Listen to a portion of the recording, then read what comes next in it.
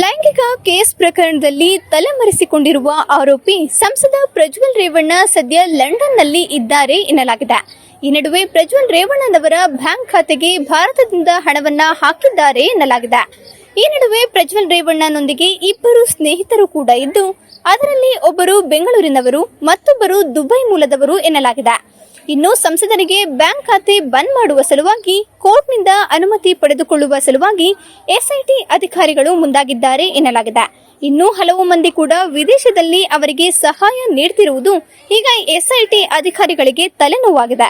ಇದಲ್ಲದೆ ಕೆಲವು ಮಂದಿ ಲಂಡನ್ಗೆ ತೆರಳುವುದಕ್ಕೆ ಹಾಸನ ಮೂಲದ ಉದ್ಯಮಿಯೊಬ್ಬರು ಸದ್ಯ ಲಂಡನ್ನಲ್ಲಿದ್ದು ಅವರು ಪ್ರಜ್ವಲ್ ಅವರಿಗೆ ಸಹಾಯ ಮಾಡಿದ್ದಾರೆ ಎನ್ನಲಾಗಿದೆ.